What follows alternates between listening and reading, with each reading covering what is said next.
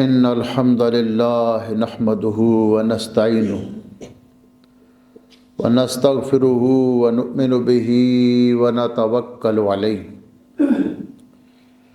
ونعوذ بالله من شرور أنفسنا ومن سيئات أعمالنا من يهده الله فلا مضل له ومن يضلله فلا هادي له ونشهد أن لا إله إلا الله وحده لا شريك له ونشهد أن سيدنا محمدًا عبده ورسوله أما بعد فأعوذ بالله من الشيطان الرجيم بسم الله الرحمن الرحيم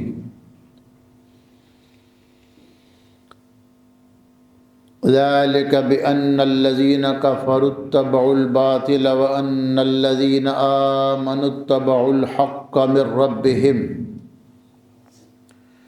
كذلك يضرب الله للناس أمثالهم فإذا لقيتم الذين كفروا فضرب الرقاب حتى إذا أثخنتموهم فشدوا الوثاق فإما منا بعد وإما فداء حتى تدع الحرب أوزارها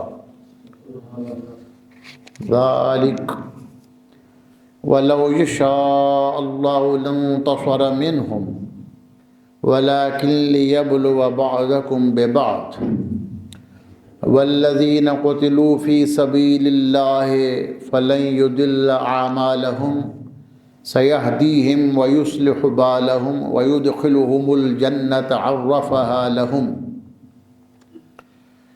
يا أيها الذين آمنوا إن تنصروا الله ينصركم ويثبت أقدامكم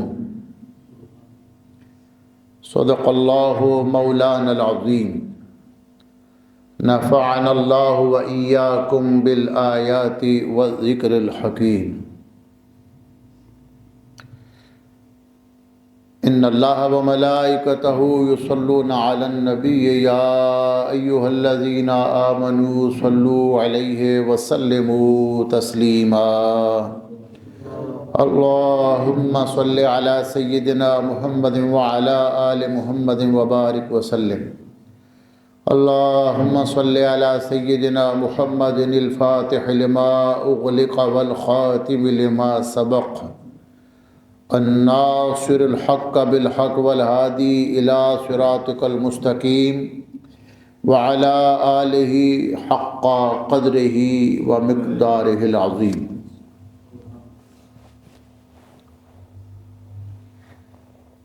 حضرات ذی وقار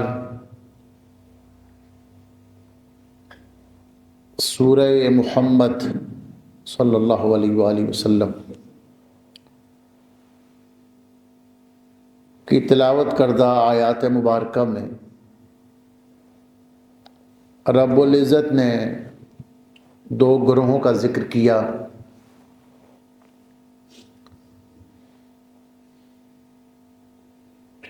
ایک وہ جو دین پر قائم رہنے والے ہیں،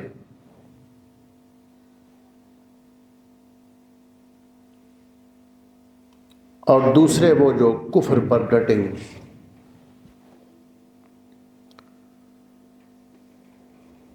جب دو جماعتیں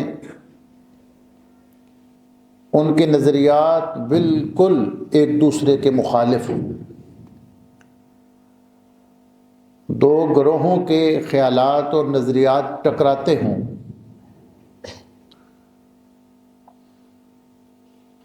اور دونوں شدت پکڑ جائیں،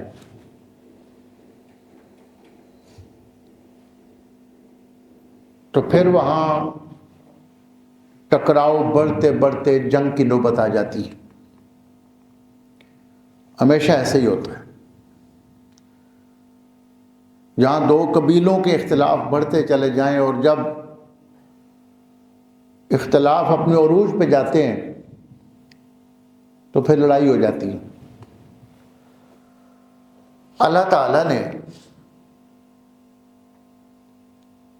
اس ہونے والی فطری امر کا بیان فرمایا۔ ذالک بأن الذین کفروا اتبعوا الباطل، وہ لوگ جنہوں نے کفر کیا وہ باطل کی پیروی کرتے ہیں، باطل پہ ڈٹے ہوئے، اور وہ لوگ جو حق کی پیروی کرتے ہیں وہ ایمان پر قائم ہے، مستقیم ہے، اللہ نے ان کو استقامت دی ہے۔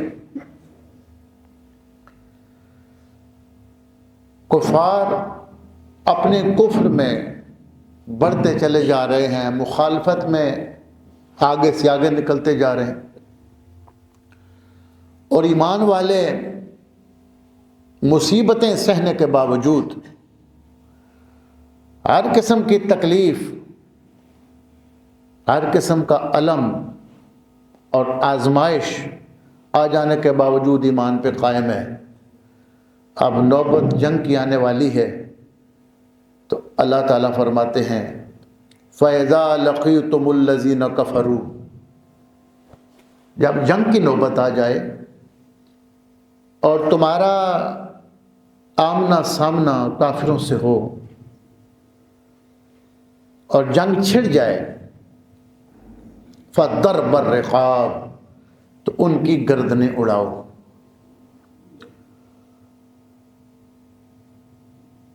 یہ دعوت دینے کے بعد جب اختلاف بڑھتے چلے جائیں تو پھر یہ صورت جہاد کی پیدا ہوتی ہے۔ اب جو اپنے کفر پہ ڈٹے ہوئے ہیں، پیچھے نہیں ہٹ رہے، اب جب آمنا سامنا ہو تو ان کی گردنیں اڑاؤ۔ اس میں یہ تعلیم دے دی گئی کہ جب جنگ چھڑ جائے تو اس حالت جہاد میں پھر تم نے ترس نہیں کھانا۔ یہ نہ ہو کہ تم وہاں ترس کھا جاؤ اور خدا کے دشمن کو اپنے سامنے چھوڑ دو۔ فَضَرْبَ الرِّقَابِ، یہ درب جو ہے یہ مصدر ہے اور اپنے مفعول کی طرف مضاف ہے۔ اس کا لفظی ترجمہ ہے فَضَرْبَ الرِّقَابِ، گردنوں کا مارنا، اور مفہوم ہے اضربوا رقابہم، ان کی گردنوں کو مارو۔ جب کلام میں زور پیدا کیا جاتا ہے تو اہل عرب فعل کی جگہ مصدر کو لاتے ہیں۔ کلام میں زور پیدا کیا گیا، پھر خوب گردنیں اڑاؤ۔ اور یہاں شارحین نے، مفسرین نے لکھا ہے کہ گردنیں مارنے سے مراد قتل کرنا ہے۔ ظاہر ہے جب کسی کی گردن اڑا دی جائے تو وہ قتل ہو جاتا ہے۔ اہل عرب اس گردن کو پوری جان کی جگہ استعمال کرتے ہیں، پورے جسم کی جگہ، کہ فلاں کسی کا ہلکا بگوش ہے،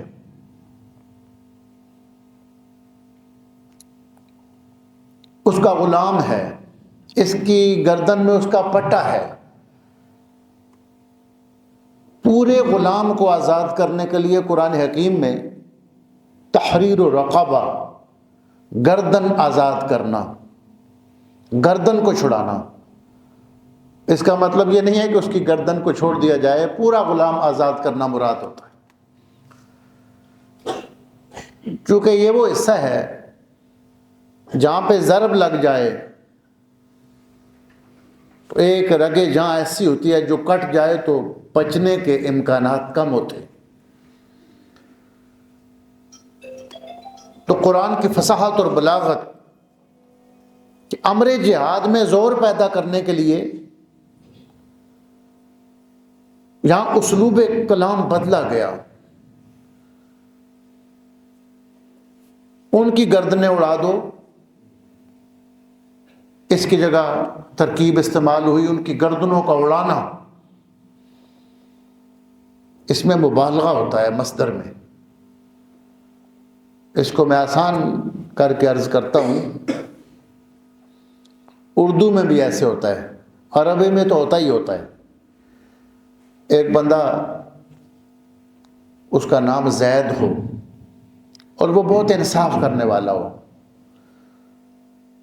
تو انصاف کرنے والے کو کہتے ہیں عادل، لیکن عرب کے لوگ جب اس کا بہت زیادہ انصاف بیان کرنا چاہیں اس کے منصف مزاجی کو، تو وہ کہتے ہیں زید عدل، زید عدل ہے، حالانکہ وہ عدل تو نہیں، عدل کرے گا، تو اس کا مطلب یہ ہوتا ہے کہ وہ بہت زیادہ عدل کرنے والا ہے۔ کلام میں اور زور پیدا کرنے کے لیے، معنی میں شدت پیدا کرنے کے لیے اس میں فاعل کی جگہ مصدر لے آئے، زید عادل کی جگہ زید عدل۔ ہمارے ہاں بھی کہتے ہیں ایک بندہ بہت شرارتی ہو تو کہتے ہیں، یہ نہیں کہتے شرارتی ہے، کہتے ہیں یہ نیری شرارت ہے، حالانکہ شرارت تو وہ کرتا ہے۔ تو یہ ہمارے یہاں بھی یہ استعمال ہوتا ہے، کہتے ہیں یہ سراپا سخاوت ہے، یہ سراپا عدل ہے، یہ سراپا شرارت ہے۔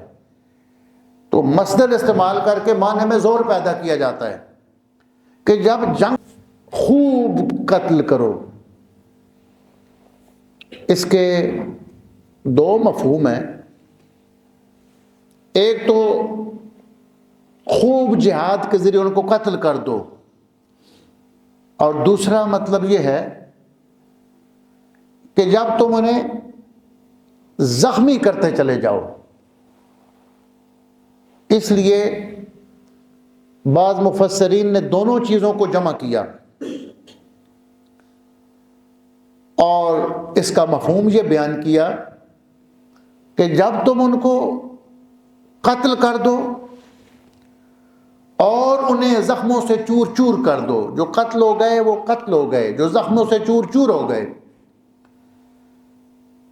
اب جب وہ لڑنے کے قابل نہیں رہے، فشد الوثاق، تو جن کو گرفتار کر لو ان کی رسیاں زور سے باندھو، شدو، شدت کے ساتھ، یعنی پھر ان کو قابو سے ہی کرو۔ یہ نہ ہو کہ جو قیدی بن رہے ہیں وہ چھوٹ جائیں اور پھر نئے مسائل پیدا کریں، ان کو صحیح طریقے کے ساتھ قید کرو۔ اب قیدیوں کے ساتھ سلوک کیا کرنا ہے؟ فَإِمَّا مَنًّا بَعْدُ، یا تو احسان کرتے ہوئے ان کو آزاد کر دو، وَإِمَّا فِدَاءً، یا ان سے کہو کہ وہ فدیہ دیں اور اپنی جان چھڑا لیں۔ قرآن حکیم میں 3 قسم کے امر بیان ہوئے کہ جو کفار گرفتار ہو جائیں ان کو احسان کرتے ہوئے بغیر فدیے کے چھوڑ دو۔ اور بدر کے موقع پر حضور علیہ الصلوۃ والسلام نے اس پہ بھی عمل فرمایا۔ جب عرب کے ایک بہت بڑے مشہور سخی جواد حاتم تائی کی بیٹی آئی، وہ کفار کی طرف سے آئی تھی، اس کے ساتھ 10 قیدی اور بھی تھے جو اس کے ساتھ کے تھے۔ جب یہ حکم دیا گیا کہ جو جو کافر ہے وہ فدیہ دے اور آزاد ہو جائے، ایک یہ فرمایا کہ جو ان میں سے پڑھا لکھا بندہ ہے، ان کفار میں سے جو مشرکین مکہ ہے جو گرفتار ہو گئے ہیں، وہ مدینہ طیبہ کے 10 بچوں کو لکھنا پڑھنا سکھا دے تو اس کو بھی آزاد کر دیا جائے گا۔ آپ اندازہ کریں کہ اتنے پڑھے لکھے لوگ تھے مکہ کے، مکہ میں اس طرح جہالت نہیں تھی، فصیح و بلیغ لوگ تھے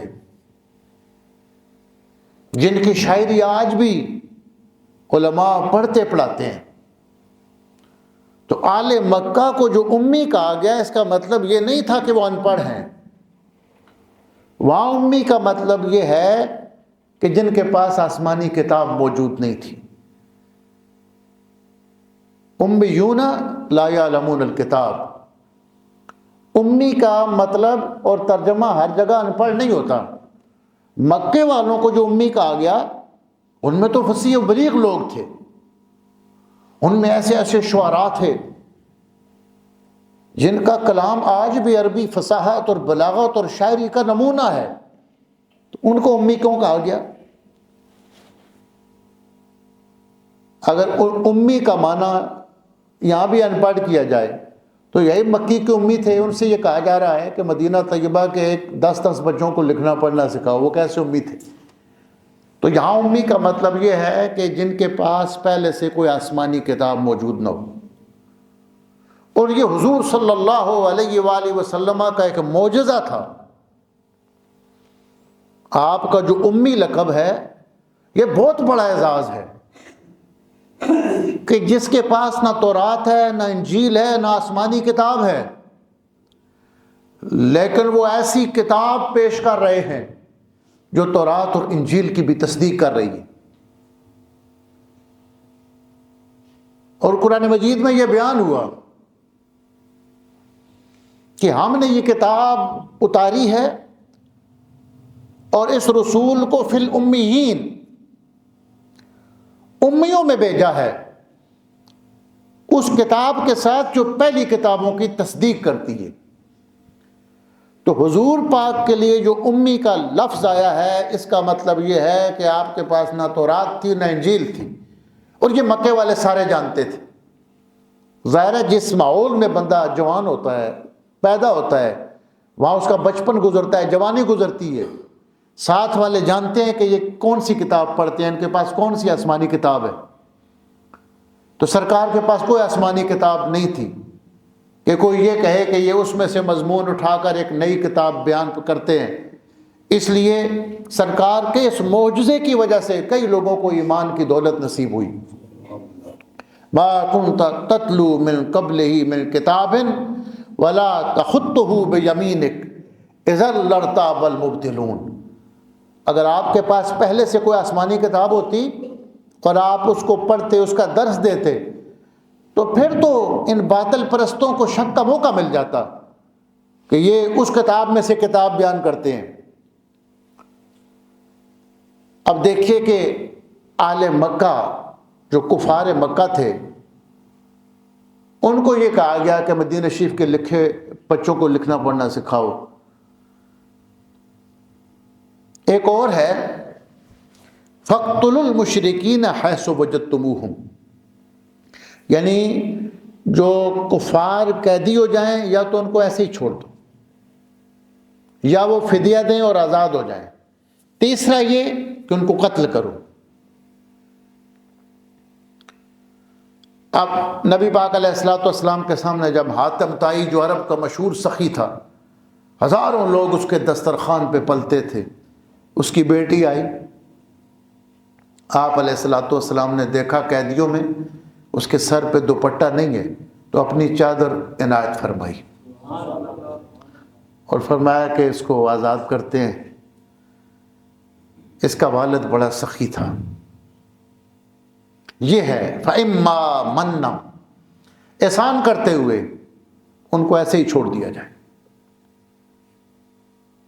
اسی طرح مطعم بن عدی ایک مکے کا بہت بڑا مشرک تھا، اس نے مکہ شریف میں جب مشرکین مکہ نے طائف سے واپسی پر یہ عہد کر لیا کہ محمد صلی اللہ علیہ وسلم کو مکے میں داخل نہیں ہونے دینا، بالکل خانہ کعبہ کے قریب نہیں آنے دینا، اور وہ ایک مضبوط بندے تھے مکے کے، تو آپ علیہ السلام مکہ شریف سے باہر رک گئے۔ اب آپ حرم شریف کی طرف، اپنے محلہ کی طرف نہیں آ رہے، تو یہ جو مشرک تھا مطعم بن عدی، بخاری شریف میں حدیث ہیں اس کے بارے میں، اور سیرت کی کتابوں میں پوری تفصیل ہے۔ مشرک ہونے کے باوجود اس کے اندر ایک انسانیت تھی، اور اعلی اقدار اس کے اندر انسانی اخلاق کی پائی جاتی تھی۔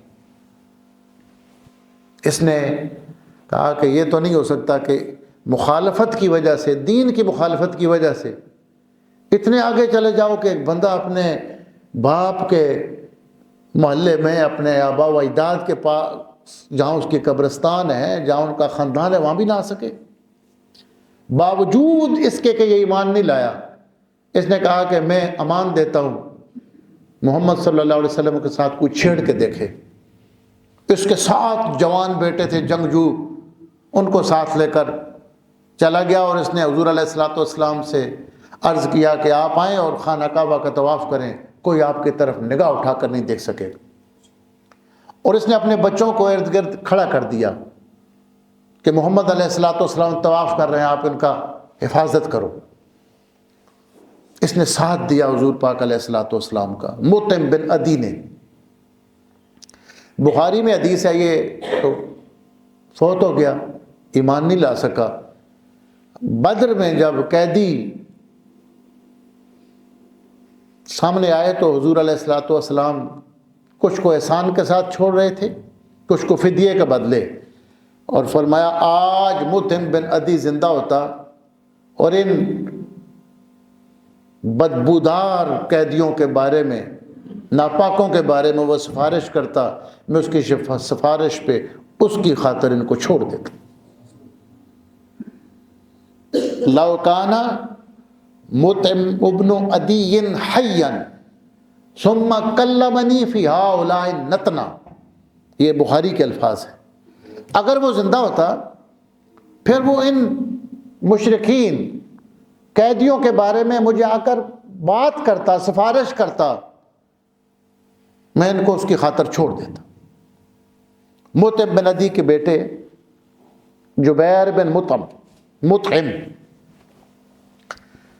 انہوں نے کچھ لوگوں کی سفارش کی تو حضور علیہ الصلوۃ والسلام نے ان کے باپ کا خیال کرتے ہوئے کچھ لوگوں کو اس طرح ہی چھوڑ دیا۔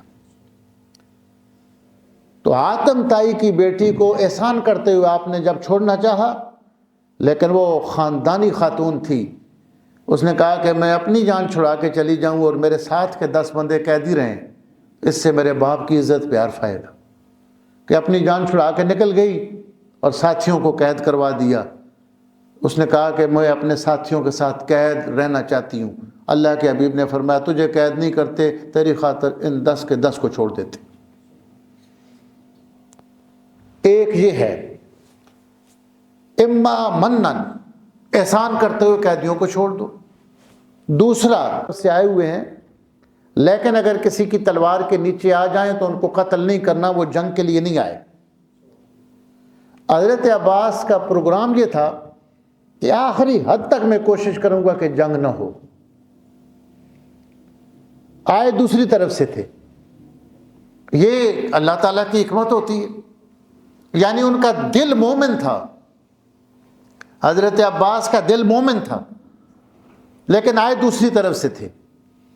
تو حضرت عمر فاروق نے عرض کر دی، ایک اور صحابی تھے، انہوں نے کہا کہ یا رسول اللہ میرا تو اپنا کوئی سامنے آ گیا تو میں اس کو نہیں چھوڑوں گا، تو کس طرح آپ کے چچا کو؟ تو حضور نے حضرت عمر کی طرف دیکھ کے فرمایا یا ابا حفص ایضرب وجہ عم رسول اللہ بالسیف، اے عمر کیا گوارا کر لو گے کہ میرے چچا کے چہرے پہ تلواریں ماری جائیں؟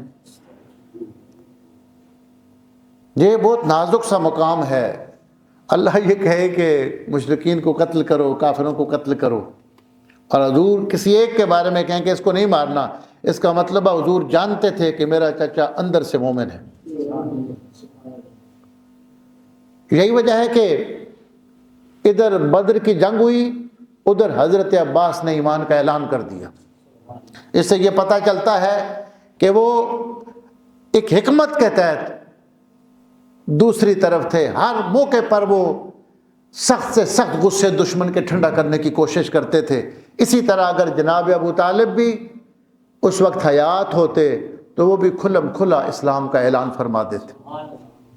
یہ دونوں بھائی نبی پاک علیہ السلام، اب دیکھیں جب پہلے مدینہ شریف سے لوگ مکہ شریف گئے اور بیعت ہوئی تو پھر انہوں نے حضور کو عرض کیا کہ آپ مدینہ شریف تشریف لے آئیں، تو اس وقت جو معاہدہ ہوا تھا اس معاہدے میں بھی حضرت عباس تھے، اور مدینے والوں سے کہا کہ میرے بھتیجے کو جا کر کہیں اکیلے نہیں چھوڑ دینا، ایسا نہ ہو کہ وہاں مدینہ شریف جاؤ اور کوئی ایسے حالات ہو جائے تم انہیں اکیلے چھوڑ دو، اس لیے گارنٹی دو کہ ہمیشہ ان کا ساتھ دو گے۔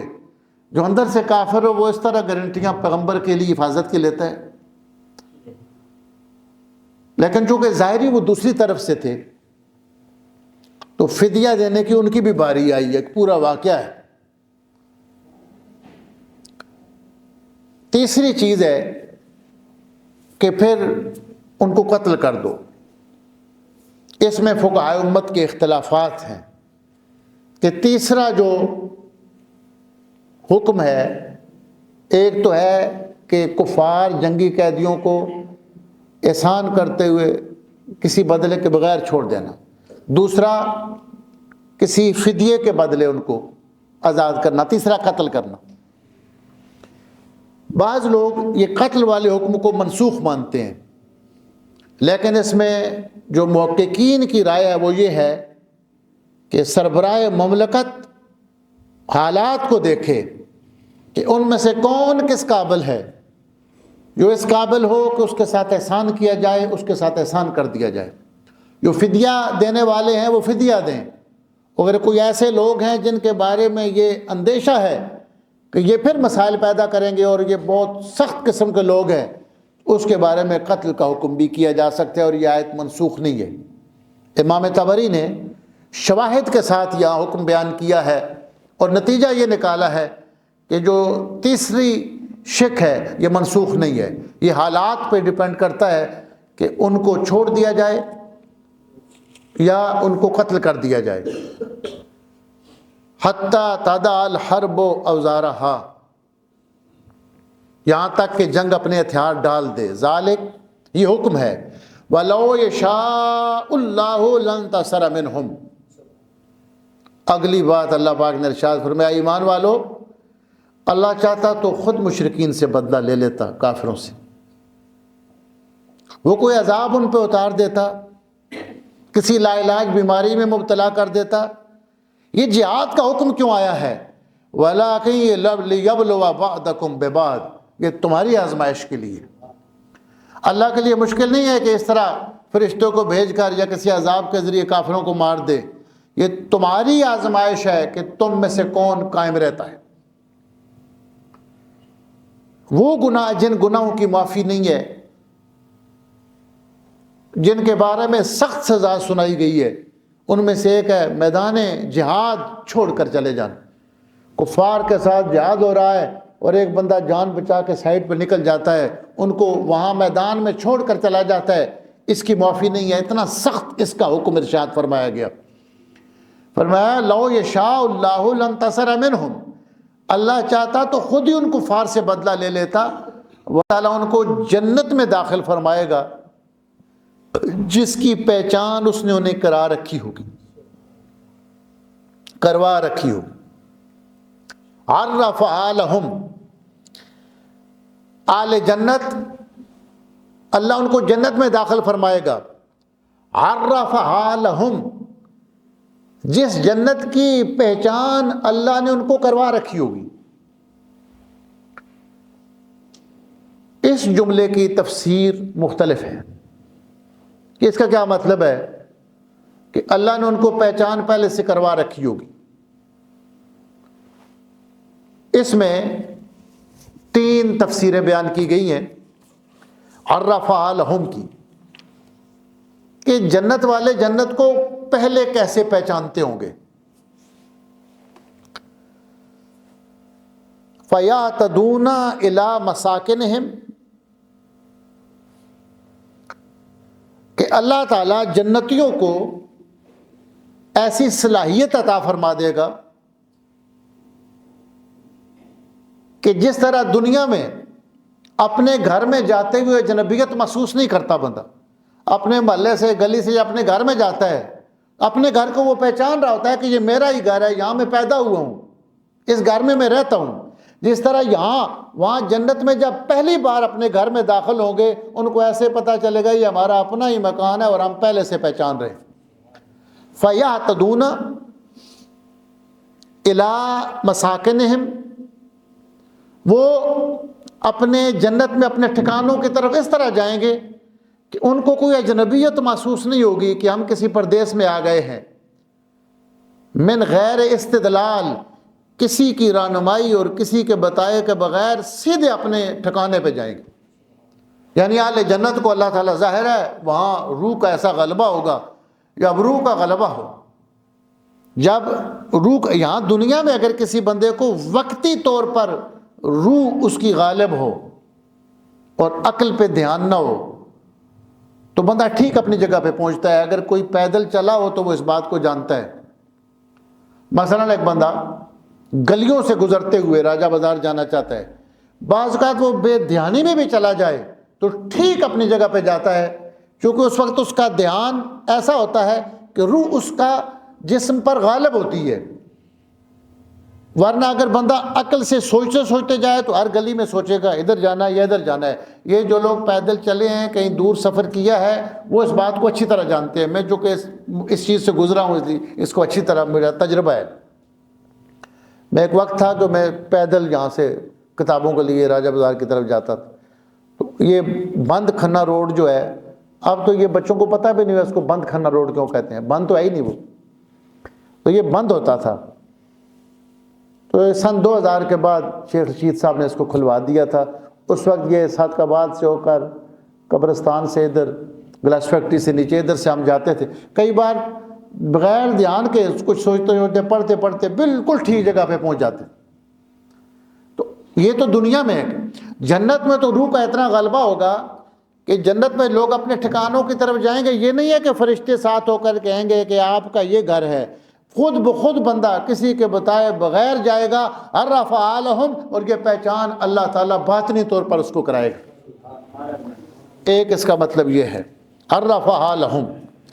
دوسرا مطلب یہ ہے جو حدیث کی روشنی میں وہ یہ ہے، حدیث میں آتا ہے کہ کوئی بھی روح اس وقت تک بندے کے جسم سے دنیا سے نہیں نکلتی جب تک وہ اپنا ٹھکانہ جنت یا دوزخ میں دیکھ نہیں لیتا. مرنے سے پہلے جب روح کا غلبہ شروع ہوتا ہے، جنت بھی سامنے آ جاتی ہے، دوزخ بھی. اور یہ پرانی عمر کے لوگ اس بات کو جانتے ہیں کہ بعض نیک لوگ ایسے ہوتے ہیں کہ جب وہ دنیا سے جانے لگتے ہیں تو وہ کوئی فروٹ مانگ لیتے ہیں. کوئی کہتا ہے سیب چاہیے، کوئی کہتا ہے انگور چاہیے. وہ ہوتا یہ ہے کہ جنت ان کے سامنے ہوتی ہے، جنت کے پھل نظر آ رہے ہوتے ہیں، اس کی زبان سے یہاں اس پھل کا نام نکل جاتا ہے. مرنے سے پہلے جب روح کا غلبہ نصیب ہوتا ہے، جنت بھی سامنے ہوتی ہے اور دوزخ بھی. یہی وجہ ہے کہ اگر نزع جب شروع ہو جائے اس وقت کوئی کلمہ پڑھ لے تو اس کے کلمے کا اعتبار نہیں ہوتا، اس لیے کہ اب تو وہ سامنے جنت اور دوزخ نظر آ رہی. حدیث میں آتا ہے ما لم یغرغر، اس وقت تک بندے کا رجوع قبول ہوتا ہے جب تک کہ نزع کی ہچکیاں شروع نہ ہو جائیں.